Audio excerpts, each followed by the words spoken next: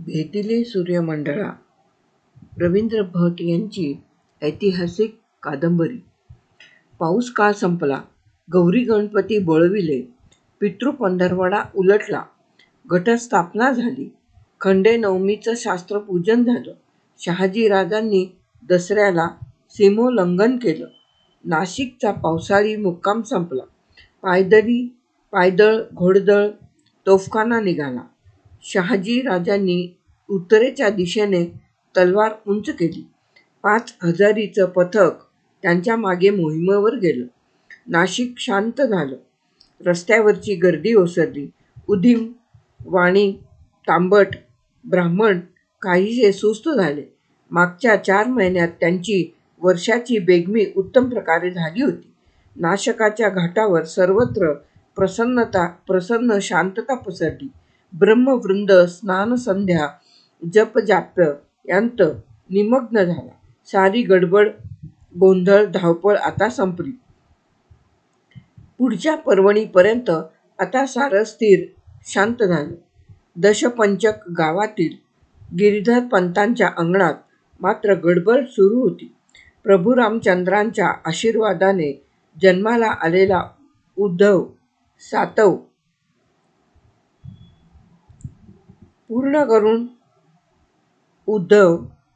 पूर्ण करून 8 वर्षाचा झाला. त्याच्या मौंजी बंधनाचा सोहळा वाड्याच्या अंगणातील मांडवात पाडला जात होता. या सोहळ्यासाठी टाकळीचे रामदास स्वामी आज प्रथमच गावात आले होते. सारं गाव त्यांच्या दर्शनासाठी मांडवाकडे धावलं होतं. उपनयन विधी उपाध्याय विधीपूर्वक चालवित होते. श्मश्रू केलेला, लंगोटी लावलेला उद्धव, गिरीधर पंत आणि अन्नपूर्णाबाई यांच्यामधल्या पाटावर बसून उपाध्याय सांगतील ते सारं लक्षपूर्वक ऐकत होता. समोर होमकुंड घेतलं होतं. त्यामध्ये तीळ, सातू, गहू आणि तूप यांच्या समंत्रक आहुत्या पडत होत्या. मातृभोजन झालं. अन्नपूर्णाबाईंकडे पाठ करून उपाध्यायांनी उद्धव गिरीधर पंतांच्या मांडीवर बसवला. त्याच्या गळ्यात हरिणाजीनाचा तुकडा गुंफलेलं जानवं समंत्रक घातलं. संध्येची संथा दिली. सूर्योपासनेची महती सांगितली.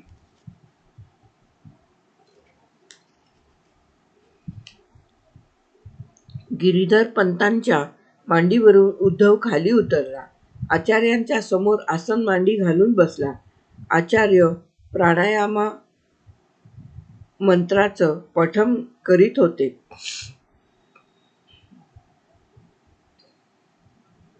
ब्रह्मचर्याश्रमात ध्यानाचं आचरण करणं हे स्नातकाचं अतिशय महत्त्वाचं कर्म.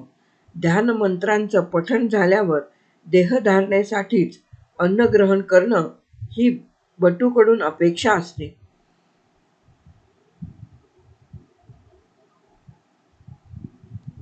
ब्रह्मकर्म एवढंच त्याचं स्थान.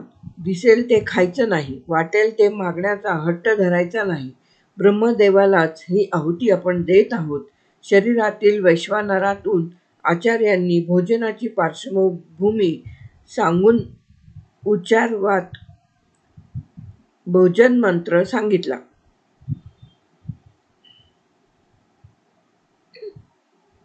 आणि मग उद्धवाच्या कानात गायत्रीचा बीजमंत्र घुमला. उपनयन संस्कार संपला. आता गुरुगृही निघायचं. माता, पिता, आचार्य, घरातील सारी वडीलधारी माणसं, कुलदेवता, स्थानदेवता, ग्रामदेवता या साऱ्यांना नमस्कार करून झाल्यावर गिरीधर पंतांनी उद्धवाला गुरुच्या स्वाधीन केलं. रामदासांच्या मांडीवर बसवलं. गुरु सस्मित चेहऱ्याने उठले. उद्धवाला हाताशी धरून मांडवाबाहेर आले. अन्नपूर्णाबाईंच्या डोळ्यांच्या कडा दाटून येऊ लागल्या, पण त्यांनी आपले अश्रू निग्रहाने थोपवले. त्या वचनबद्ध होत्या. हा पहिला मुलगा त्यांनी स्वामींना त्याच्या जन्मापूर्वीच देऊन टाकला होता. संसारवेलीवरचं हे पहिलं फूल त्यांचं नव्हतंच. नव्या जीवनाच्या स्मार्ताग्नीमध्ये ही पहिली आहुती आधीच दिलेली होती. इदन्न मम म्हणून रामदास उत्सवासह दशपंचकाच्या वेशी बाहेर पडले. रामदासांच्या तपश्चर्येचे हे अखेरचे संवत्सर. शिष्य मिळाला. आता त्याला प्रबोध करायचा. पुरश्चरणानंतर आपण देशाटनास जाणार. तत्पूर्वी टाकडीच्या या मठीच्या या शिष्यासाठी मठ तयार व्हायला हवा. त्या मठात गोमयाच्या मारुतीची प्रतिष्ठापना व्हायला हवी. वेळ थोडा आहे. ही इतर कामं बजाबा पाटलांच्या सहकार्यानं करता येतील. परंतु उद्धवाला तयार करणं हे फक्त आपलंच काम. सूर्योपासना, गायत्रीचं पुरस्चरण, बलोपासना ही बाह्य नित्यकर्म आणि रामस्मरण, आत्मसंवाद, निर्विकल्प समाधी, विवेक, वैराग्य, वाचन, लेखन, मनन, चिंतन ही सारी मनाची कर्म. दोन्ही अनित्य नकोत, नित्य हवीत, अखंड हवीत. 12 वर्षानंतर हा उद्धव आपली प्रतिकृती व्हायला हवा. लोलकामधून ज्याप्रमाणे सृष्टी विविध रंगी दिसते, त्याप्रमाणे हा शिष्योत्तम जीवनाच्या साऱ्या अंगात विविध रंगी व्हायला हवा. याला माणूस पारखता यायला हवा. याला 6 रिपूंपासून स्वतःचं रक्षण करता यायला हवं. हा विरागी, सुसंस्कृत आणि आत्मज्ञानी बनायला हवा. समाजाच्या साऱ्या अंगांचं याला ज्ञान हवं. राजकारणाचे हर घडी बदलणारे रंग याला ओळखता यायला हवेत. शत्रूच्या गोटात शिरून आपल्याला हवी ती वार्ता मिळवण्याचं कसब याला यायला हवं.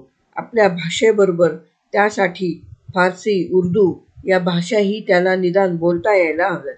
आणि या साऱ्याचं मार्गदर्शन मला फक्त 1 वर्षात करायला हवं. आता वेळ घालवून चालायचं नाही. या 1 वर्षात आपल्या विचारांची दिशा या उद्धवाच्या मनी ठसली पाहिजे. आता उद्यापासूनच या अध्यापनाला प्रारंभ करायला हवा. आपल्याबरोबर यालाही पुरश्चरणाला उभं करायला हवं. नाशकासाठी, भिक्षेसाठी येऊन जायला हवं. कुशासनावर शांतपणे निजलेल्या 8 वर्षाच्या उद्धवाकडे टक लावून पाहत रामदास रात्रभर विचार करीत होते. पहाटे उद्धवाला त्यांनी जागं केलं. उद्धवा, उठ. आजपासून तुझा ब्रह्मचर्याश्रम सुरू झाला. नदीवर स्नानसंध्या कर आणि पात्रात माझ्याबरोबर गायत्रीच्या पुरश्चरणाला उभा राहा. पुरश्चरण म्हणजे काय स्वामी? मंत्रांचं पुन्हा पुन्हा केलेलं पठण. त्यामुळे काय घडतं? मंत्रांचं सामर्थ्य वाढतं आणि ते सर्व सामर्थ्य पठण करणाऱ्यामध्ये स्थिर होतं. जितकं जास्त वेळ पुरश्चरण करशील, तितका लवकर सामर्थ्यवान होशील.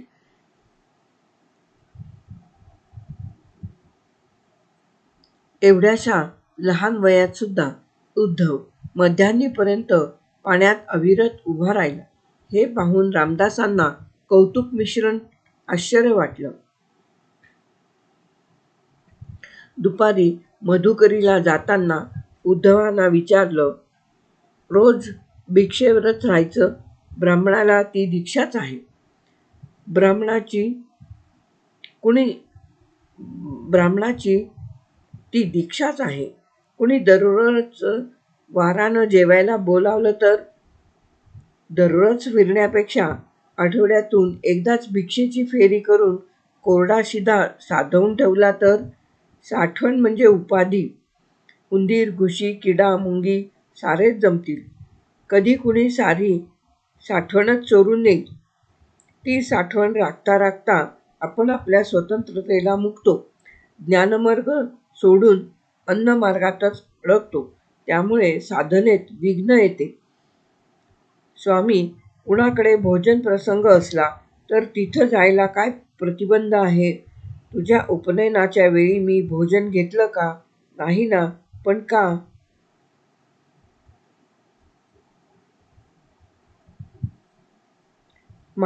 आपण मधुकरी भरलेल्या पंक्तीत आपण उगीचच केविलवाणे ठरतो.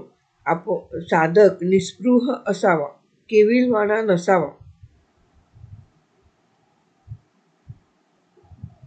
या भिक्षाव्रताविषयी सांगताना रामदासांनी उद्धवाला आणखी एक गुरुमंत्र सांगितला. ते म्हणाले, उद्धवा, भिक्षा कधी मिळते कधी नाही. नव्या नव्या ठिकाणी हिंडावं, मनीभक्तीचा विचार असणाऱ्या सज्जनांना शोधावं, रामभक्तीचा बोध जो भेटेल त्याला द्यावा, गोरगरिबांकडे आवर्जून जावं, त्यांच्या दुःखावर फुंकर घालावी, पण आपलं वास्तव्य मात्र देवालय, नदी किनारे, पर्वत अशा एकांतवासात असावं. नव्या नव्या विषयांचा अभ्यास करायला असा एकांतच हवा. मध्यान्नीच्या या भिक्षावळीपासून ते निद्रासमयापर्यंत रामदास उद्धवावर अखंड उपदेशाचा वर्षाव करीत होते. सप्ताहभरात त्यानं मनाचे श्लोक पाठ केले. तो भीमरूपी म्हणू लागला. आत्मारामाच्या पोथीचं चिंतन करू लागला. 21 समासी अभ्यासू लागला. दीपावलीपूर्वी त्यानं वाल्मिकी रामायणाची 5 कांडे वाचून काढली. संस्कृत भाषा असल्यामुळे जिथं अडलं ते समजावून घेतलं. बजाबा पाटलांनी गावकऱ्यांच्या मदतीने जुन्या मठाशेजारी एक नवी इमारत उभारली. त्यामध्ये रामदासांच्या हस्ते गोमयाच्या मारुतीची पुनर्स्थापना केली. लता पल्लवांनी शृंगारलेल्या मठात प्रवेश केल्यावर रामदास उद्धवाच्या पाठीवर हात ठेवून म्हणाले, आता संप्रदायाच्या या मठाचे मठाधिपती आमचे हे उद्धव स्वामी. अन तुम्ही कुठं राहणार? बजाबांनी विचारलं. आम्ही इथं राहणारच नाही. आता चैत्र नवमी सरली की आम्ही तीर्थयात्रेला जाणार. तुम्ही नाही तर आम्हाला कोण हो? हा उद्धव म्हणजे मीच समजा. 12 वर्षानं मी परत येईन. पर आता आमचं किती दिस राहिलं? तुमच्या राणूलाच त्यावेळी आम्ही बजाबा मानू. रामदास लवकरच आता आपल्याला सोडून जाणार या कल्पनेने बजाबांच्या डोळ्यात पाणी तरळलं. रात्र अधिक गडद झाली. रामदासांना मध्येच जाग आली. ठाणवईच्या मंद उजेडात उद्धव आसन मांडी घालून कसला तरी विचार करीत बसलेला त्यांना दिसला. उद्धवा, आज निद्रा का रे हरवली? स्वामी, मनी एक आशंका आहे. बोल. आपण मजला आपले सारे काही दिले. म्या आपणासी काय द्यावे? रामदास हसले. म्हणाले, मला काही नको रे बाळा. फक्त माझ्या माघारी भगवंतांचं भजन कर. त्याची महती समुदायाला कळावी म्हणून देवाचे उच्छाव कर. उच्छावाच्या निमित्ताने लोक जवळ येतील. त्यांचं प्रबोधन कर. ज्ञान, वैराग्य, आर्जवी वृत्ती, दुसऱ्याच्या अंतःकरणाची परीक्षा, त्यांच्या दुःखाविषयी सहानुभूती, क्षमाशीलता हे सद्गुण म्हणजेच पुरुषार्थ वैभव आहे. अशा महापुरुषाचा शोध घेत लोकच त्याच्याकडे आपणहून येतात. पुन्हा त्या समुदायामध्ये गुंतूनही चालत नाही. त्यांना सत्कार्याला लावून आपण पुन्हा वेगळं झालं पाहिजे. अगदी राजगुरूची उपाधी मिळाली तरी राजवैभव त्यागिलं पाहिजे. एकांतवासच अंगीकारला पाहिजे. हे सारं तू करशील, महानुभाव होशील. तू असा महानुभाव झालास की मला सारं काही मिळालं. स्वामी, आपली ही अपेक्षा पूर्ण करण्याचा मी काया-वाचा मने प्रयत्न करेन. आपण हे ओवीबद्ध करून ठेवलं तर मला त्याचं मनन चिंतन सतत करता येईल. उद्धवा, उद्या मधुकरीच्या फेरीनंतर ध्यान गुंफेकडे कुणाला फिरकू देऊ नकोस. आज तुला सांगितलेले विचार मी तुझ्यासाठी ओवीबद्ध करेन. आता झोप बाळा. प्रातःकाळी पुरश्चरणाला उभं राहायचं आहे. उद्धव कुशासनावर पहुडला. सद्गुरूंचा उपदेश ऐकून तो तृप्त झाला. त्याला गाढ निद्रा लागली. गालावर एक अस्पष्ट स्मित फुललं. त्या बालमुखाकडे रामदास एकचित्त होऊन पाहू लागले. त्यांना 12 वर्षापूर्वीचं आपलंच बटुरूप त्याच्यामध्ये दिसू लागलं. दिवलीचा मंद प्रकाश त्या मुखावर पडला. पश्चिमेकडून वाऱ्याची झुळूक आली. दिवलीची ज्योत थरथरली, शांत झाली. थोड्याच वेळात पाखरांची किलबिल सुरू झाली. समोरच्या माळवदावरच्या कोंबड्यानं बांग दिली. कुकुचकू.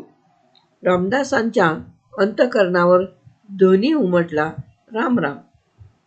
ध्यानगुंफेत कोऱ्या बंदाच्या शिरोभागी श्रीराममुद्रा रेखिली आणि रामदास उद्धवासाठी महंत कसा असावा याचा उपदेश ओवीबद्ध करू लागले. अध्ययन कसं करावं याविषयी उद्धवाला सांगताना त्या रात्री रामदास सहजच बोलून गेले. रामदासांच्या नजरेखाली अध्ययन कसं करावं त्याविषयी उद्धवाला सांगताना त्या रात्री रामदास सहजच बोलून गेले. लिहावे शुद्ध वाचावे, लिहावे शुद्ध वाचावे, जाणावे तदनंतरे, जाणता कळता बिंबे, बिंबता स्फूर्ती होत असे. रामदासांच्या नजरेखाली गेले 6 महिने उद्धव शब्दशः रामदासांचा हा उपदेश आचरणात आणीत होता. मोडी, देवनागरी गिरवीत होता. रामदासांनी लिहून ठेवलेल्या पोथ्या वाचीत होता. त्यातलं काही कळत होतं, काही उमगत नव्हतं. विशेषतः आत्मरामामधील आत्मोपम्य स्थिती अथवा सायुज्य मुक्तीचं विवेचन करण्याचं त्याचं वयही नव्हतं. तरी तो वाचे. रामदासांना प्रश्नावर प्रश्न करी. एक दिवस हसून रामदास त्याला म्हणाले, हे आज तुला कळणार नाही, त्यामुळे तुला सांगून मी तरी शीण कशाला करू. तू अखंड वाचित राहा. काही काळाने तू जाणता होशील, मग आपोआप तुला त्यातील खरे मर्म कळेल. ते मर्म कळल्यावर तुलाही लोकांना ते समजावून सांगण्याची स्फूर्ती होईल. दिवस पवनाच्या वेगाने पळत होते. सकाळ पुरश्चरणारे सुरू व्हायची. संध्याकाळ अध्यापनाने सुरू व्हायची. मध्ये दुपारी रामदासांचं स्फुट लेखन चालू असायचं. या साऱ्यांचा साक्षी उद्धव. जणू रामदासांची सावलीच. एक क्षणभरही शिष्य गुरुला सोडून कुठं गेला नाही. गुरुही शिष्याला विसंबला नाही. चोहीकडे तुळशीची लग्न लागली. होळी पौर्णिमा, धुलीवंदन, रंगपंचमी सारे सण पार पडले आणि संवत्सर बदललं. शक 1554 उजाडलं. त्याच्या स्वागतासाठी गुढ्या तोरणं उभारली. चैत्राची नवी नवलाई सारी सृष्टी अंगभर आली. आता रामजन्माचे वेध लागले. टाकळीच्या मठात 9 दिवस रामाचा उत्सव साजरा करण्याचा प्रस्ताव रामदासांनी बजाबापुढे मांडला होता. बजाबा आनंदले. त्यांनी उत्साहाने सारी तयारी केली. काकड आरतीपासून शेजारतीपर्यंत भरगच्च कार्यक्रम ठेवला. गावातले सारे तरुण एकत्र जमले. त्यांनी मठ शृंगारला. पुढे दाट गोमयानं सारवून घेतलं. गावातल्या बायांनी त्यावर तऱ्हेतऱ्हेच्या रांगोळ्या काढल्या. साऱ्या पंचक्रोशीमधून तरुणांनी भिक्षा आणली. फाटकांच्या गोविंदानं ब्राह्मणाघरच्या 8-10 सुवासिनींच्या मदतीने स्वयंपाकघर सांभाळलं. बजाबा, आमच्या मनीचं गुज तुम्ही जाणलं. उत्सवाचा एवढा मोठा घाट घातला. प्रतिपदेच्या काकड्यानंतर रामदास बजाबा पाटलांना म्हणाले, स्वामी, आता आपण आम्हाला सोडून जायचं. पुत्रा, पुन्हा कधी भेटाल न भेटाल, जवळ हायसा तवर ऐकता येईल तेवढं ऐकायचं, कानामंदी साठवून ठेवायचं. मग हायच रोजचं. हल्ल्या करायचं अन गोठ्यातलं शान वडून काढायचं. आता सांजपासनं लावा रामाचं कीर्तन. राम जन्मल्या दिसापर्यंत सांगा अख्खं रामायण. बजाबा काहीशा कष्टी स्वरात म्हणाले, नित्यकर्म कुणाला चुकली आहेत बजाबा, पण त्यातच अडकून पडलं तर मनातल्या रामाला शोधणार कधी. गोठ्यातल्या गुरांना हल्ल्या करावंच लागतं. त्यांचं शेणमूत काढावंच लागतं. पण मनाची गुरं वाऱ्यावर उधळली तर त्यांना कोण वठणीवर आणणार. कामक्रोधाच्या गुवामुतात लोळली तर त्यांना कोण स्वच्छ करणार. हे सारं आपल्या मनातला आत्माराम करतो. पण त्याचा शोधच घेतला नाही तर माणसाचं जनावर होईल. अशी असंख्य जनावरं आपल्या भोवती नित्य फिरत असतात. त्यांना स्वच्छ केलेल्या गोठ्यातल्या दावणीला बांधणं हे आत्मारामाचं काम. रामाचं स्मरण यासाठी सतत करायचं. रामदास उत्स्फूर्तपणे उद्गारले, स्वामी, तुम्ही गेल्यावर हे सारं आम्हाला कोण सांगणार? का माझा उद्धव आहे ना, तुम्ही जसा मला सांभाळलात तसा त्याला सांभाळा. अगदी मीच समजून सांभाळा. तो तुम्हाला आणखी थोड्याच दिवसात दररोज काही नवं सांगेल. पोर तसं अजून आता कुठं भुईतनं उमटतंय आहे. पण त्याचा पिंड वेगळा आहे. माती ही वेगळी आहे. केशराची काडी इवलीशीच असते, पण सहाणेवर उगाळली की कसा परिमळ पसरतो. या उद्धवाचंही तसंच आहे. समोर उद्धव फुलांचा हार गुंफीत बसला होता. त्याच्याकडे बघून रामदास म्हणाले, उद्धवा, एकदा सांग बाबा या बजाबांना या आत्मारामाचं रूप कसं आहे ते. उद्धवानं सद्गुरूंची खूण जाणली. तो बजाबांना म्हणाला, जे स्वतः अरूप आहे त्याचं रूप कसं सांगावं? जे शब्दाला कळत नाही, शब्दांत वाचून सांगताही येत नाही, सांगितलं तरी आकळत नाही, ते रूप आत्मारामाचं. बजाबानं फटाफटा आपल्या थोबाडीत मारून घेतल्या. बाबा, एक शब्द बी कळला नाही, तरी तो आहे पण उमजत नाही, तो आत्माराम. ए बाळ, महाराजा, आता पुरं की. उद्धवानं सद्गुरूकडे पाहिलं. रामदास हसले, म्हणाले, उद्धवा, आता बजाबांना कळेल अशा ओवीत सांग. उद्धवानं क्षणभर आपले नेत्र मिटून घेतले. तो शांत स्वरात म्हणाला,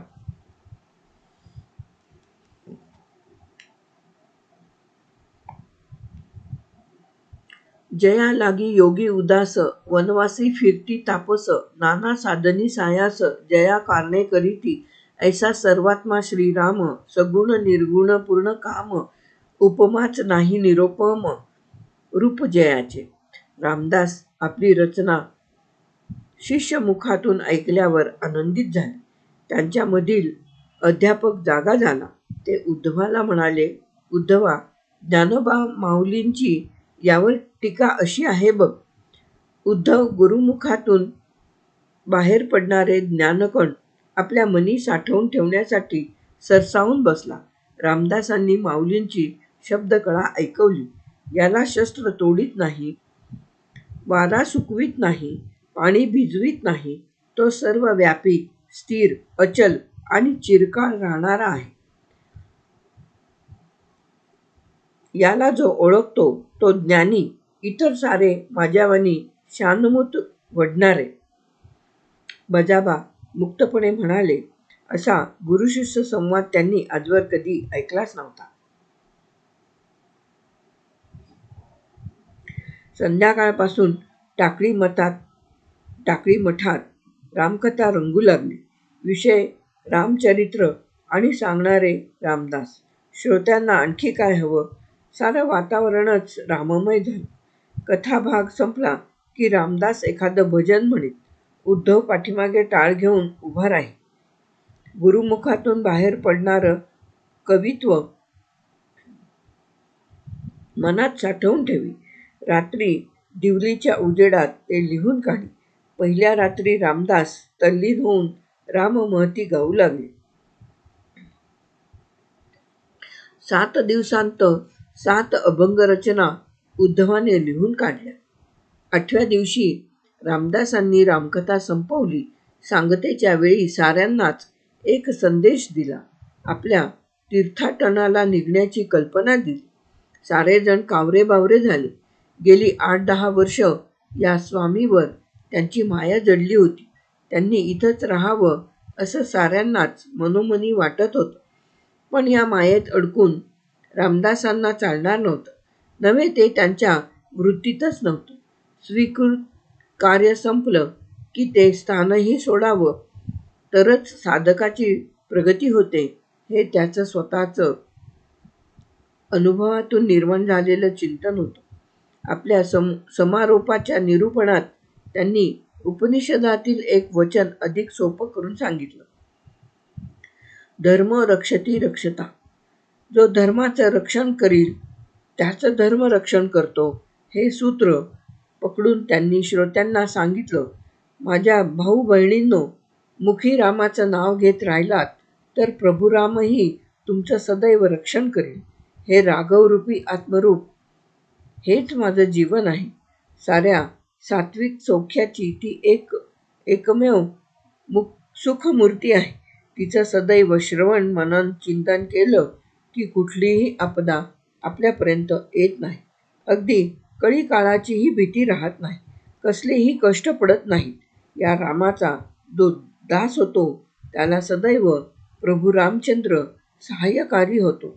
उत्स्फूर्तपणे रामदासांना नवी रचना स्फुरली. राघवाचे नाम राखसील जरी, तुझ राखे तरी देव राणा. लागो नेदी कष्ट आपुल्या दासासी, रामी रामदासी सहाकारी. दुसऱ्या दिवशी माध्यान्हीला रामजन्माचं कीर्तन झालं. रामदास 24 वर्षांचे झाले.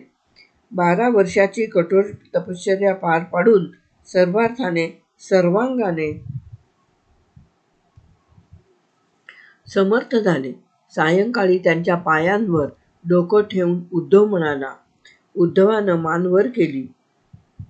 आपल्या सद्गुरूंच्या ठिकाणी त्याला कोदंडधारी अयोध्यापती प्रभू रामचंद्रांचं सगुण रूप दिसलं. तो निमिषभर समाधी अवस्थेत गेला. त्याला स्वतःच्या हृदयस्थळी तेच स्वरूप असल्याची प्रेरणा झाली. आत्मारामाची खरी ओळख पटली. दशमीला उद्धवाला जवळ घेऊन समर्थ म्हणाले, उद्धवा, आमची साधना संपली. येथील वास्तव्यही संपणार. आता या स्थानी तुझं साधना पर्व खऱ्या अर्थाने सुरू होणार. गुरुमाऊली, मी मूल आपल्या विना राहू कसा? काल तू मनीच्या आत्मरामाला जाणलंस, तोच आता तुझी माऊली, तुझा सद्गुरू. त्याचं नित्य स्मरण हे तुझ्या उपासनेचे अविभाज्य अंग. स्वामी, आपण परिक्रमेला निघण्यापूर्वी येथील लोकव्यवहाराविषयी काही मार्गदर्शन करावं. कधी काही पेच पडला तर मला त्यामुळे वाट सापडेल. आपल्या सहवासामुळे इथे 4 तऱ्हेचे 4 लोक येणार. त्यांच्याशी कसे वर्तावे याविषयी काही उपदेश करावा. असं म्हणतोस, घे तो बोरू आणि कागदाचा बंद. आम्ही सांगतो, तू नकलून काढ. उद्धव सिद्ध झाला. समर्थाची वाकगंगा खळाळून वाहू लागली. एकादशीला समर्थ उद्धवासह पंचवटीमध्ये आले. त्यांच्या मागे सारं टाकळी गाव लोटलं. बजाबा आले, राणू आला, तानू आली, सखू आली, गेण्या, नाम्या, नेवश्या, कान्हू कोण नव्हतं. गोविंदा आला, सदाशिव आला, त्र्यंबक आला, भालचंद्र आला, गंगा, गोदा, सिंधू, कावेरी साऱ्या लेकीसुनाही धावल्या.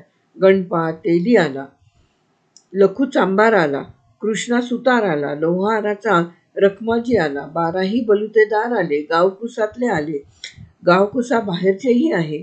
नाशकाहून विष्णूशास्त्रीही वाकत वाकत आपल्या सुना नातवंडांसह आले. समर्थांनी प्रभू रामचंद्राच्या देवळात कीर्तन केले. जनहो, आता ऋणानुबंध सरला.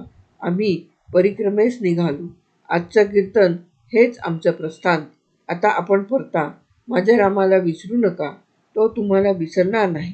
माझ्या उद्धवाची ठेव तुमच्या हाती ठेवतो आहे. आम्ही परत येईपर्यंत तिला जपा. आमच्या मुद्दलाचं व्याज आम्हाला मिळालं असं काही समजू. आता आजची रात्र आम्ही इथंच राहणार. रामाची अनुज्ञा घेऊन गोदातीर सोडणार. सरयू तीरी जाणार. आपण माझ्या मायेत अडकलात तर वियोगाचा वृथा क्षीण होईल. 13 अक्षरी मंत्र हाच यावर उत्तम उपाय. रामनाम मुखी जपा, एवढंच आता मागणं. आमचा लोभ असो द्यावा. एवढीच अपेक्षा. राम राम. रामदास भर कीर्तनामधून उठून तीरासारखे मंदिराबाहेर पडले. दूर एका वटवृक्षाखाली आसनस्थ झाले. नेत्र नासिकाग्री स्थिर करून खेचरी मुद्रा लावली. हळूहळू मूलाधारामधील निद्रिस्त कुंडली जागी झाली. मेरुदंड चेतनास्पर्शानं थरारला. मस्तक मध्यात पूर्ण प्रकाशाची दीप्ती झाली. त्या समाधीस्थ अवस्थेत समर्थ रामदासांच्या अर्धोन्मिलित दृष्टीसमोर सरयू नदी शांतपणे वाहत होती.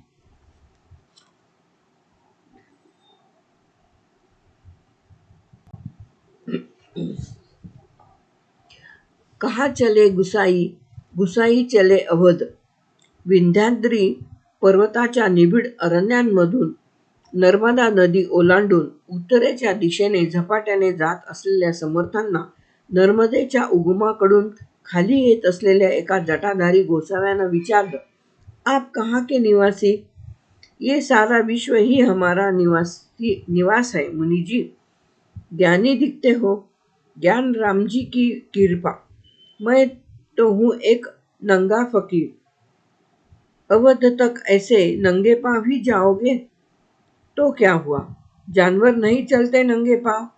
जानवर तो जानवर होते हैं बेटा, तुम आदमी हो. अब ये फर्क रहा ही कहाँ है मुनि जी. फर्क तो ईश्वर ने ही किया है. लेकिन ईश्वर है कहाँ, वो तो स्वर्ग में बैठा रहा है. तो मंदिरों में कौन होता है? लोग उन्हें भोग चढ़ाते हैं. हम जैसे लोगों का वहाँ भोजन प्रबंध होता है. ये 4 बरस मैं घूमता हूँ नर्मदा मैया के तट पर. एक दिन भी भूखा नहीं रहा. मंदिर में भोजन करता हूँ और वही आराम से सोता हूँ. दूसरे दिन निकले अगले मंदिर की तरफ. तुम भी चलो. लोग खिलाते हैं और कुछ दान धर्म भी करते हैं. अवध में क्या मिलेगा, यही रहो. मेरे साथ मैया की परिक्रमा करो. मुझे तो अवध जाना ही पड़ेगा. लेकिन क्यों, किसी ने बुलाया है. वहाँ मेरे गुरु मेरी राह देख रहे हैं. कौन से अखाड़े के? राम जी के अखाड़े के. ऐसा तो कोई अखाड़ा अवध में नहीं है. मैं 2 बार हो चुका हूँ अवध. आपको कैसे मालूम होगा गुरु का अखाड़ा? वहाँ तो खाने पीने का कोई प्रबंध ही नहीं है. ना भोग चढ़ाने वाला है, ना कोई खैरात लूटने वाले. तो आता है कौन उधर? आने वाले आते हैं. उनका खाना भी राम, पीना भी राम और खैरात होती है राम नाम की. आते हो मेरे साथ गुसाई? मैं क्या मूर्ख हूँ? जहाँ खाना नहीं वहाँ कौन जाएगा? यही तो कह रहा हूँ मुनि जी. इंसान और जानवर में अब फर्क नहीं. जहाँ भोजन प्रबंध वहाँ भीड़, जहाँ आत्मशांति वहाँ सन्नाटा. आप कीजिए अपनी परिक्रमा भोजन के लिए. मैं तो मेरे अखाड़े निकला आत्मशांति के लिए. तुम पाखंडी हो, लेकिन इंसान हूँ और इंसानियत मेरा धर्म है. राम राम. भूखे मरोगे. आशीर्वाद के लिए आभारी हूँ. काहीशा उद्वेगाने समर्थ पायवाटेचा चढू लागले. भ्रमंती सुरू झाल्यापासून अशा तऱ्हेच्या पोटार्थी बैराग्यांचे इरसाल नमुने त्यांना वारंवार भेटत असत. भगव्या वस्त्रांतील ही उपाशी भूतं हा आपल्या धर्माला मिळालेला शाप आहे. अंधश्रद्ध लोक यांना पोसतात आणि हे अन्नार्थी त्यांना लुटतात. अशा निष्क्रियतेमुळेच देश बुडाला. धर्म रसातळाला गेला. स्वतःला ज्ञानी म्हणवणारेच अन्नार्थी झाल्यावर अज्ञानी रयतेचं काय? कोण सांगणार रयतेला क्रियाशीलता? कोण फुलवणार तिची अस्मिता? म्लेच्छांचं सावट आलं. मंदिरं फुटली. मूर्ती भ्रष्ट झाल्या. अन्नछत्र संपली. भोगप्रसाद बंद झाले. या बैराग्यांना ना सोयर ना सुतक. यहाँ नहीं वहाँ नहीं और आगे. खंडप्राय देश आहे. कुठेही जावं, पोट टम्म भरलं की हे मोकळे गांजा ओढायला. नाहीतर अफूची गोळी चढवायला. असा पुन्हा कुणी भेटला तर त्याच्या क्षणभरही नादी लागायचं नाही. पुढे निघून जायचं.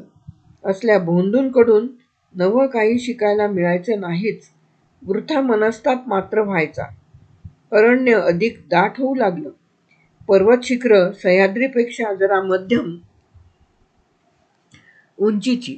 बाकी वातावरण सारं साधारण तसंच. जंगलात नानाविध वनस्पती, सरळसोट उंच आणि पत्रावळी एवढ्या आकाराची पानं असलेल्या साग वृक्षाच्या मैलोनमैल रांगा पसरलेल्या. खैर, ऐन, चंदन, जांभूळ, मधूनच आंबा, हिरडा, बेरडा या झाडांनी सागाच्या झाडांशी मैत्री केलेली. एखादं लवणच्या लवण शिकेकाईचं, कुठे रानआवळे, कुठं तोरणं, कुठं गुंजेची झाडं, वड, पिंपळ, उंबर तर सारखे भेटायचे वाटेत. काही ठिकाणी ओढ्याचं पात्र खालच्या दरीत जरा रुंदावलेलं. बगळे, कवडे, शहामृग, सारस यांची त्याच्या आसपास वस्ती. पोपट, मैना, साळुंक्या, चिमण्या या तर साऱ्याच ओळखीच्या. वेलींना लोंबकळणारी माकडं, काही काळ्या तोंडाची, काही तांबड्या तोंडाची. कुणाचं शेपूट चांगलं वावभर लोंबतंय तर कुणाचं एखाद्या सापटीत अडकून तुटून गेलं आहे. वरच्या जंगलातून एखादी वाघाची आरोळी यायची. साऱ्या वातावरणात घुमायची. हरणांचा, भेकरांचा एखादा कळपच्या कळप चौखूर धावत खालच्या जंगलाकडे पळायचा. ससे दाट झाडीत गुरगुटून लपायचे. चारी दिशांना टुकूटुकू बघत बसायचे. एकटंच पडल्यामुळे बावचळलेलं एखादं सांबर क्षणभर थपकायचं. आपला कळप कुठं गेला असेल याचा अंदाज घ्यायचं. दाट झाडीत टपून बसलेला वाघ तो क्षण साधायचा. झेप घ्यायचा सावजावर आणि शिरायचा आपलं भक्ष्य घेऊन एखाद्या घनदाट किंजाळात. वाटचालीत समर्थ असे प्रसंग कधीमधी अनुभवायचे. एखाद्या झाडावर किंवा आडोशाला लपून प्रत्यक्ष पाहायचे. जंगलाचा नियम जंगलालाच शोभतो. जीवो जीवस्य जीवनम. एक जीव दुसऱ्या जीवाचं जीवन एकाला मारायचं, आपण जगायचं.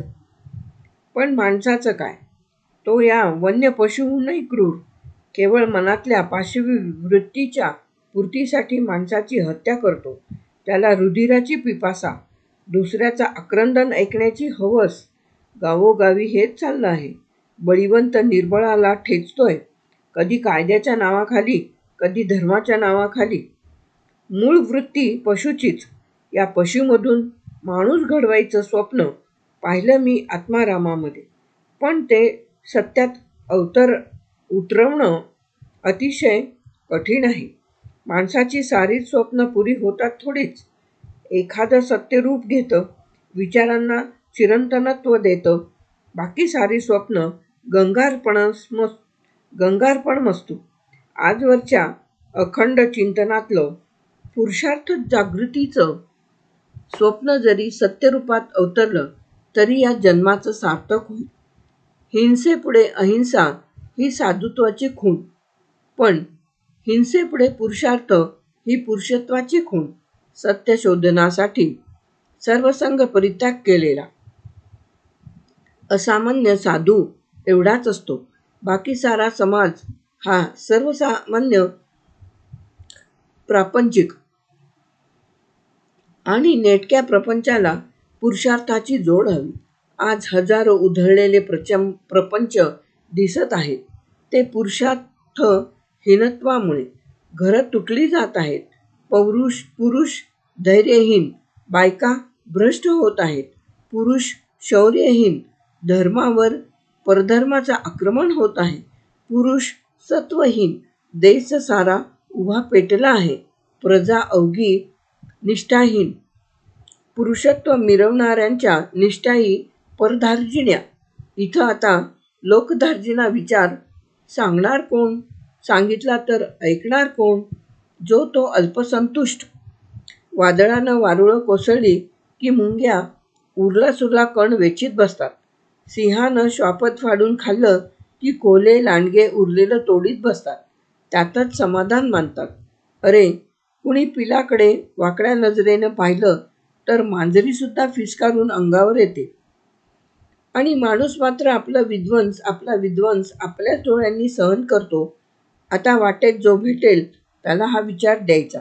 पुरुषार्थ जागृतीचा, बलोपासनेचा, अन्यायाविरुद्ध पेटून उठण्याचा, धर्मध्वजा पुन्हा उंचावण्याचा, शठम प्रति शाठ्यम, ठकासी महाठक, उद्धटासी उद्धट, खटनटासी खटनट. साऱ्या यात्रेत समर्थांचे नेत्र अवघा परिसर न्याहाळीत होते आणि मन अखंड चिंतन करीत होते. अंधारातून प्रकाशाकडे जायचं, असत्यापासून सत्याकडे, विनाशातून अमरत्वाकडे. जिथं संध्याकाळ होईल तिथं थांबायचं, मावळत्या सूर्याला तुंब्यातल्या पाण्याने अर्घ्य द्यायचं आणि बालपणी संथा घेतलेली वैदिक आकांक्षा व्यक्त करायची. असतो मा सद्गमय, तमसो मा ज्योतिर्गमय, मृत्युर्मा अमृतम गमय. समर्थ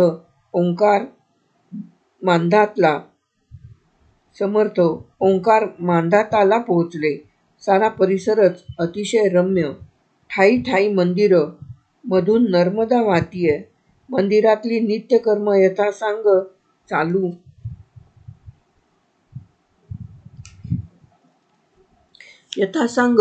चालू आहेत. अजून या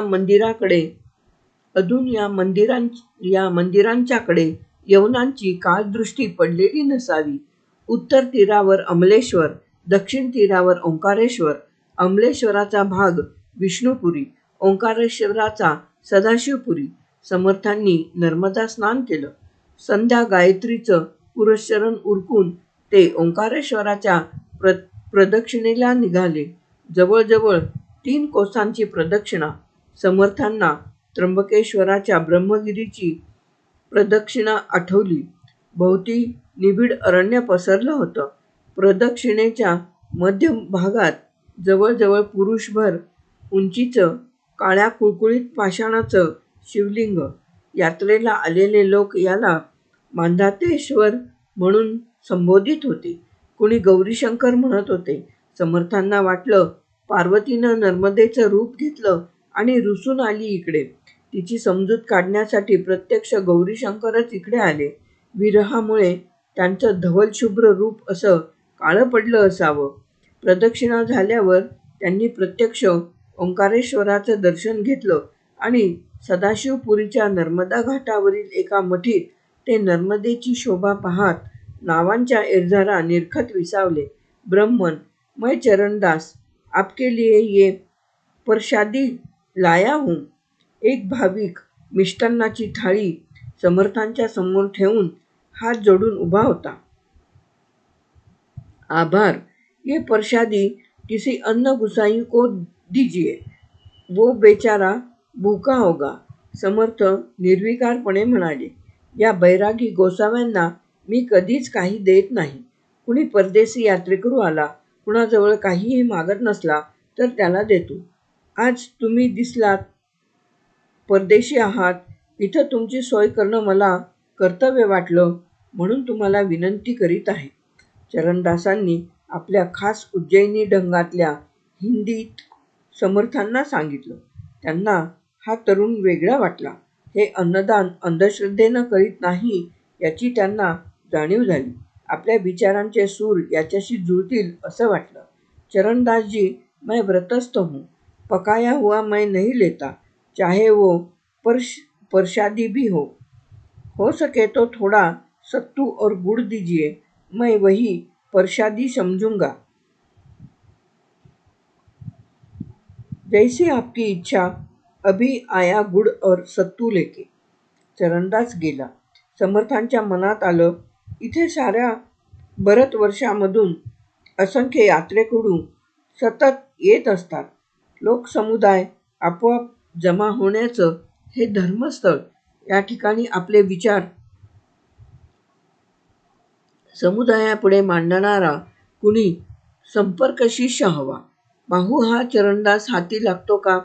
गुळ आणि सातूचं पीठ घेऊन आलेला चरणदास खरंच हाती लागला. धर्मग्लानीमुळे तो मनोमनी तळमळत होता. धर्मावर आलेलं परचक्राचं सावट दूर करण्यासाठी काहीतरी करायला हवं अशी उर्मी त्याच्या मनात अखंड उचंबळत होती. पण नक्की काय करायला हवं ते उमगत नव्हतं. दिशा सापडत नव्हती. समर्थांच्या रूपानं ती दिशा त्याला मिळाली. गर्दीपासून दूर एकांतस्थानी राहून रामनामाचा जप करायचा, अखंड चिंतन करायचं आणि चिंतनामुळे लाभलेले ज्ञानकण समाजासमोर ठेवायचे. समुदाय देवमार्गाला लावायचा. त्याला प्रभू रामचंद्रांच्या आदर्शाची प्रेरणा द्यायची. उत्तम पुरुष घडवायचा. चरणदासाला वैराग्य प्राप्त झालं होतं. कुणीतरी त्याला सांगितलं होतं, ओंकारेश्वरी तुझी गुरुभेट होईल. जो मिष्टान्न नाकारेल, कोरडी भिक्षा स्वीकारेल, तोच तुझा गुरु. या गुरुच्या शोधात चरणदास उज्जैनहून ओंकारेश्वरी आला होता. समोर दिसेल त्याच्यासमोर मिष्टान्नाचं ताट ठेवीत होता. बैरागी दाढ्या हलवीत मुठी भरभरून खात होते आणि पुन्हा कटिवस्त्राच्या दानासाठी हात पुढे करीत होते. आज एक बैरागी आला. गुरुची खूण शिष्यानं ओळखली. शिष्याला गुरुनं एका दृष्टिक्षेपात पारखलं. 3 दिवस आणि 3 रात्री पूर्वेच्या डोंगरात मार्कंडेय ऋषीच्या आश्रमापलीकडे असलेल्या एका एकांत गुंफेत समर्थांनी चरणदासाला उपदेश दिला. संप्रदायाची दीक्षा दिली. त्याच गुंफेत मठस्थापना झाली. चरणदास रामदासी झाला. मठाचा महंत झाला. प्रारंभी चरणदासाला समर्थांच्या भाषेची अडचण येऊ लागली. परंतु समर्थांना विचार द्यायचा होता. भाषा चरणदासाचीच हवी. त्याशिवाय या प्रांतीच्या समुदायाला उमगणार कसं? रामदास चरणदासाला म्हणाले, अपनी अपनी बोली, मुख भी अपना अपना, भजो गुसाई रामजी, वो आत्मा है ना सपना.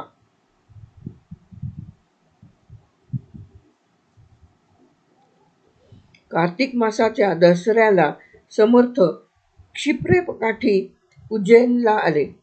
सारे गाव महाकाळेश्वराच्या रथयात्रेला लोटलं. मुखवटा वस्त्रालंकारांनी सजवून रथात ठेवला. मिरवणुकीमध्ये आबालवृद्ध मोठ्या उत्साहाने भाग घेत होते. पुढे मागे घोडेस्वार आणि शिपाई प्याद्यांचा सरंजाम होता. लोक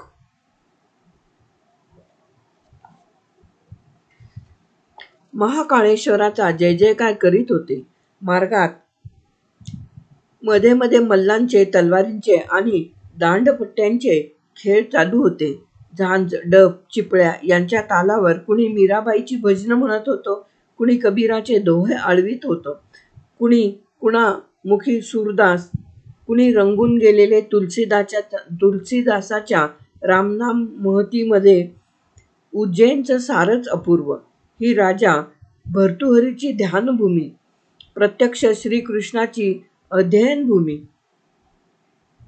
सांदीपनी ऋषींचा आश्रम त्या ज्ञानदानाच्या खुणा अजूनही सांगतो आहे.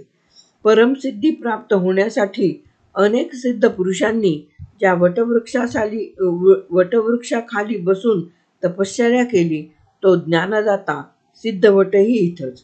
चरणदासांबरोबर सारं निरखता समर्थांनी एका मंदिरात चाललेलं तुलसी रामायणही ऐकलं. सांगणारा सुरेल होता आणि व्युत्पन्नही. लोकजीवनातील विविध दाखले देत तो मध्येच एखादं निरूपणही करीत होता. दिमडी पखवाजाच्या तालावर पुन्हा पद सुरू. रामदासांनी चरणदासाबरोबर त्या मंदिराच्या ओवरीतच त्रिरात्र मुक्काम केला. मनसोक्त तुलसी रामायण ऐकलं. पहिल्या दिवशी या परदेशी श्रोत्याकडे कुणाचं फारसं लक्ष गेलं नाही. श्रोत्यांचं नाही आणि रामायण पढणाऱ्या रामभक्तांचंही नाही. दुसऱ्या दिवशी चरणदासाने समर्थांची माहिती साऱ्यांना सांगितली. रामभक्तानं रामदासांना आदराने पुढे आणून बसवलं.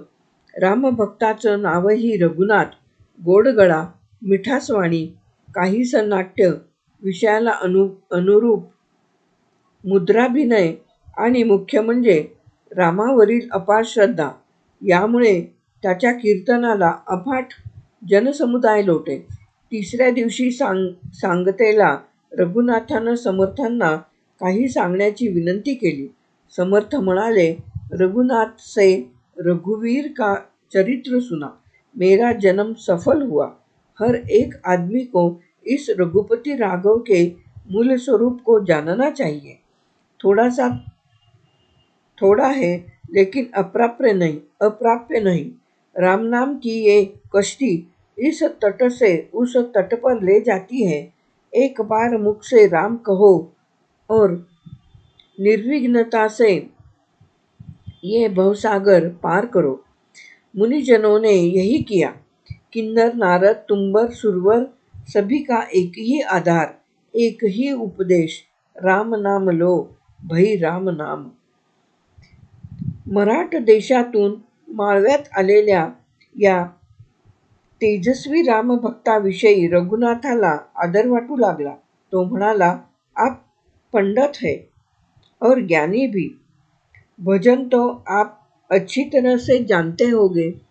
सुनाइए हमें भी कोई अपनी भाषा की खासियत. रघुनाथ जी, भाषाएं अलग अलग होती है लेकिन भाव तो एक ही हो सकता है. सुनो अब मेरी टेढ़ी मेढ़ी हिंदुस्तानी. रघुनाथांच्या हातातील घुमडी घेऊन समर्थ ताल धरून सुरेल आवाजात गाऊ लागले.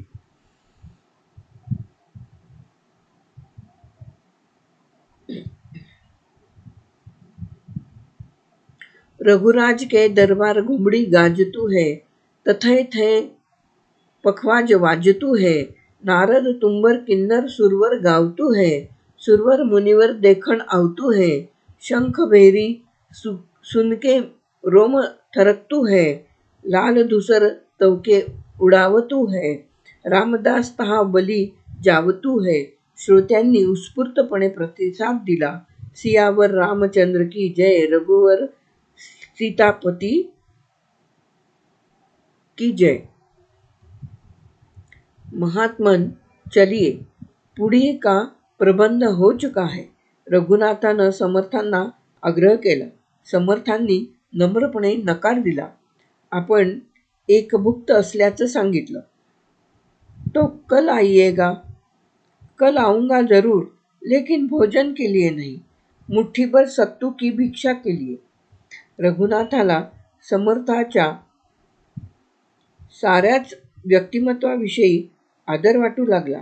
चरणदासाप्रमाणे त्यानंही समर्थांचं शिष्यत्व पत्करलं. त्याचं मंदिर उज्जैनचा रामदासी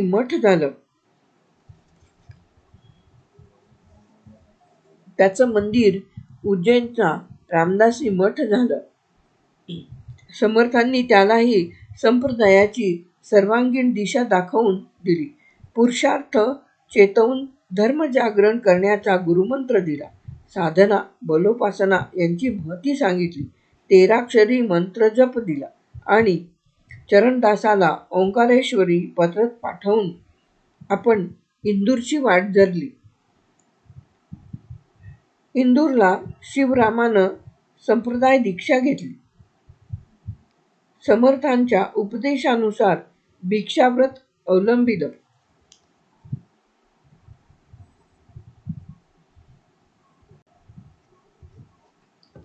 समर्थांची पावलं उत्तरेच्या दिशेनं झपाझप पडत होती. त्यांनी कुठेही भोजन घेतलं नाही, अन्नसंग्रह केला नाही, पण लोकसंग्रह उदंड झाला. परिव्राजकाप्रमाणे ते व्रतस्थ राहिले. गावोगावी भिक्षेच्या निमित्तानं लोक पारखले, संप्रदायाला जोडले. मठांच्या माळेत एक एक मणी गुंफू लागले. धर्मकारण राजकारणाला जोडलं, परंतु धर्माचं राजकारण मात्र कधीही होऊ दिलं नाही. या साऱ्याच मठांची एक गुप्तहेर संघटना निर्माण करण्याचं त्यांचं व्यापक ध्येय होतं. चालता चालता मनालाही गती मिळत होती. संप्रदायाची कार्यपद्धती अधिकाधिक स्पष्ट होत होती. शिष्यांनी समाजात कसं वागावं याचं रेखीव शब्दचित्र मनात साकार होत होतं. कधी कुणी हेटाळतं, झिडकारतं, हाकलून देतं, अशा प्रसंगी रागावून चालत नाही. वेळ प्रसंग सावरून न्यावा लागतो. मनातला राग जनात व्यक्त करायचा नसतो. आपण जसं पेरावं तसंच शेतात उगवतं. विषवल्लीची बीजं पेरली तर विषवल्लीच उगवून येईल. अमृतवल्ली पेरली तर अमृतवल्लीच येणार. आपण मृदू भाषण केलं तर सर्वसाधारणपणे प्रतिसादही मृदू भाषेत मिळतो. शिष्यांनी त्यासाठी कधीही कुणाशीही कर्कश भाषेत बोलू नये. शिष्य असा तयार झाला की त्यानं आपल्यासारखाच दुसरा एक जण तयार करावा, दुसऱ्यानं तिसरा. ज्योतीनं ज्योत पेटवावी आणि ती मशाल हाती घेऊन प्रांतोप्रांती पसरलेला अंधार दूर करावा.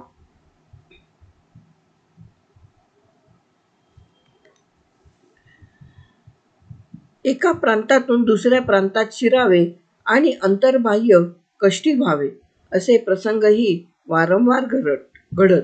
जसजशी उत्तर प्रांताची सीमा जवळ येत चालली तसतशी समर्थांची बेचैनी अधिकाधिक वाढू लागली. यवन सत्तेचा वरवंटा सर्वत्र अमानुषपणे फिरत होता. बुंदेलखंडातील लहान मोठ्या जहागिरीत बेदिली माजली होती. स्वकीयच स्वकीयावर विषारी फुटकार टाकीत होते. सत्ता आणि स्वार्थ यांच्या पायी राजे म्हणवून घेणारे हे संस्थानिक केवळ खोट्या इब्रतीपोटी आणि अभिमानापोटी आपली भूमीच वेश्यांच्या बाजारात विकावयाला निघाले होते. एखादा राणा झुंजार निघायचा. या नृशंसांना शासन देण्यासाठी तळहातावर शीर घेऊन लढायचा. देव, देश आणि धर्म यांसाठी त्याची अहोरात्र झुंज व्हायची. पण स्वार्थापलीकडे त्याचा विचार करतो कोण? देशद्रोही परसत्तेचा आधार घ्यायचे. परसत्ता आली की पाठी परधर्म यायचा. परधर्म यवनांचा, ते मूर्तिभंजक. मग इथल्या देवांचं काय? गावोगावी फोडलेली देवळं आणि भंगलेल्या मूर्ती विखुरलेल्या. कित्येक गावं ओस पडलेली. रानातली पिकं कापून नेलेली. जित्यांच्या प्रपंचाची चिंता जेथे कशाला करतील? बुंदेलखंडात शहाजहानाची क्रूर फौज औरंगजेबाच्या नेतृत्वाखाली अमानुष कत्तली करीत थैथयाट घालत होती. या फौजेला सुपारी दिली होती राणा झुंजाराच्याच स्वकीयांनी. पण त्यांना उमगत नव्हतं की राण्याबरोबर आपली अस्मिताही चेचली जातीये. आपल्याच रयतेची ससेहोलपट होतीये. आपल्याच धर्माचा विनाश होतोय. विनाशाच्या या खुणा पाहिल्या की समर्थ अस्वस्थ होत, अंतर्बाह्य पेटून उठत. क्रौर्याच्या कथा तर असंख्य. रात्र त्यांना निद्रा येत नसे. राणा वीरसिंग दारातीर्थी पडला. त्याची विधवा स्त्री असह्य जखमा होऊन राणा वीरसिंग दारातीर्थी पडला. त्याची विधवा स्त्री जखमा होऊन त्याच्या मागे गेली. ती भाग्यवान. पण राजघराण्यातील इतर स्त्रियांचं काय? कुणी बहिणी, कुणी मुली, कुणी माता त्यांना भ्रष्ट करून यवनी जनानखान्यात कोंडण्यात आलं, जिथं स्त्री दाक्षिण्याचा कसलाही गंध नाही. अल्पवयीन मुलगे आणि नातू पकडून त्यांना वाटविण्यात आलं. थोरल्या उदयभानाने आणि दिवाण श्याम यांनी धर्म बदलण्याचं नाकारलं. त्यांची मुंडगी उडवली. आग्र्याच्या वेशीवर तोरणासारखी टांगून ठेवली. राजघराण्याची ही अवस्था. मग सर्वसामान्य रयतेचं काय? नेतृत्वहीन राज्यात पुंड आणि गुंड यांचं नेहमीच फावतं. अंकुश आहे कुणाचा? ज्याचा होता तो स्वत्वासाठी धारातीर्थी पडला आणि परागंदा होऊन विजनवासी झाला. स्वतःला दिमाखाने जेते म्हणवणारे सारेच नामधारी, यवनांच्या सुरईतलं मद्य पिणारे, त्यांचा अंकुश पुंड गुंडांवर राहावा कसा. कुणीही अबला दिसली की ती सुटणारच नाही आतून. भ्रष्ट व्हायलाच हवी. शरीराची भूक अखंड वखवकलेली असायची. कुणीही यावं, सर्वस्व लुटावं, घराला आग लावावी, गाईगुंजी कापाव्यात आणि कुलस्त्रीला उडून बाहेर काढावी, भ्रष्ट करावी, आपल्या गोठ्यात बांधून वारंवार उपभोगावी आणि कंटाळा आला की एखाद्या तळ्या विहिरीत ढकलून द्यावी. पुन्हा नवं घर, नवी गाय, नवी अबला. प्रेरणा मात्र जुनीच. क्रौर्याची, जबरदस्तीची, उपभोगाची, गुरुचरित्रात वर्णिलेल्या कृतयुगातील ब्रह्मराक्षसाची. मध्यरात्रीच्या नीरव शांततेत अचानक घोड्यांच्या टापांचे आवाज दिनदिनच्या गर्जना कानांवर यायच्या. स्त्री बालकांच्या किंकाळ्या, चित्कार, गाईगुरांची हंबरणी, हताश पुरुषांची आक्रंदनं यांचा गलबला सारं वातावरणच उन्मळून टाकायचा. साऱ्या गावावर धाड पडायची. चीजवस्तू लुटली जायची. कुलस्त्री दरादरा फरफटत नेली जायची. घरांना आगी लागायच्या. भरल्या गावाचं क्षणात स्मशान व्हायचं. 8-8 दिवस संसाराच्या चिता धुमसत राहायच्या. हरवलेल्या पत्नीचा शोध घेता घेता पती सैरभैर व्हायचे.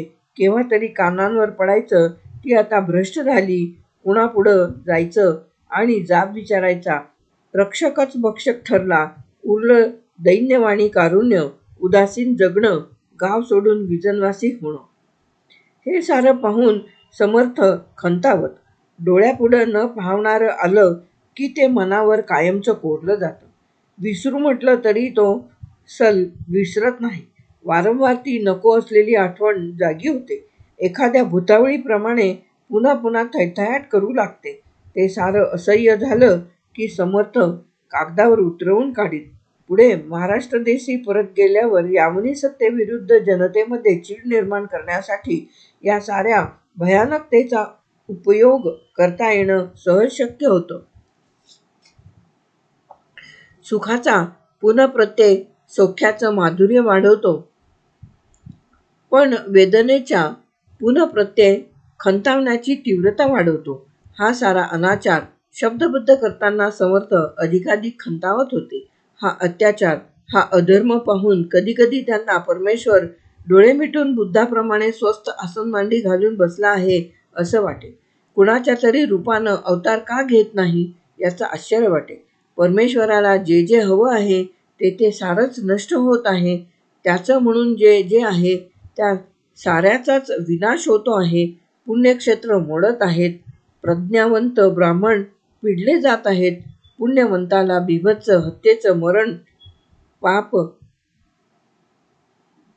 चिरंजीव. पुण्यवंताला बीभत्स हत्येचं मरण पाप चिरंजीव. धर्माची सत्य प्रवृत्ती बुडाली. शास्त्र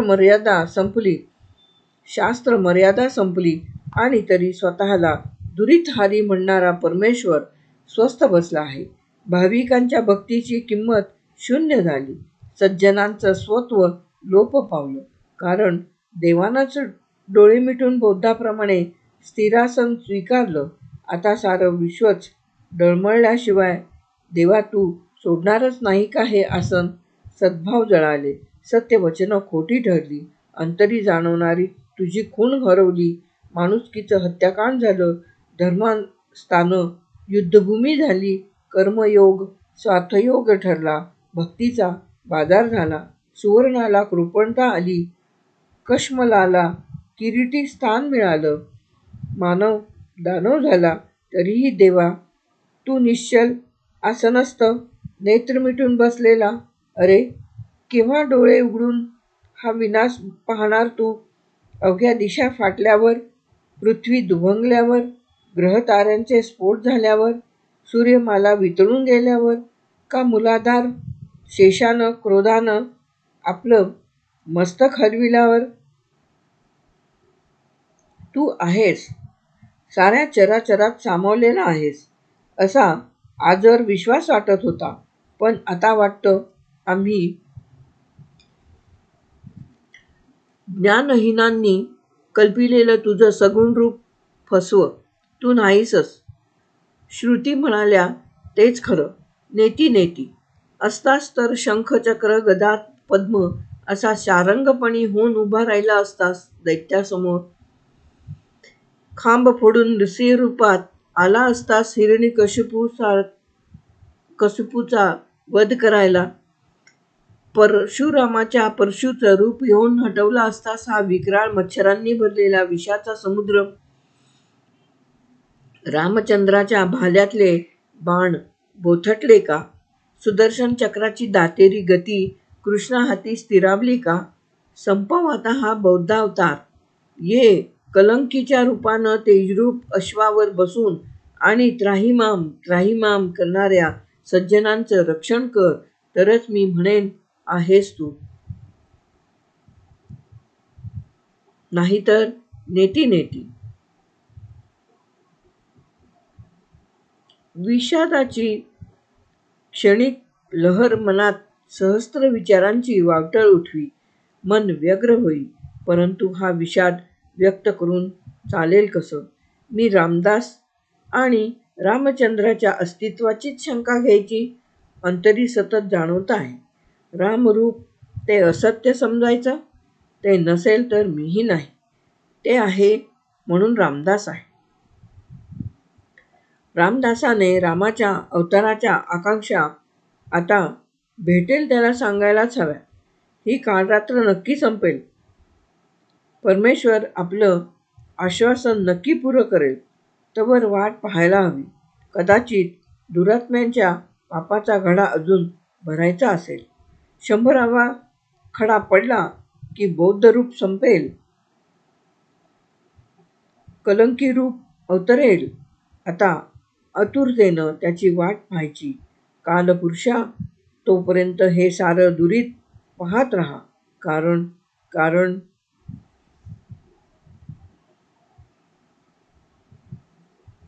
अनाथादीना कारणे जन्मत आहे.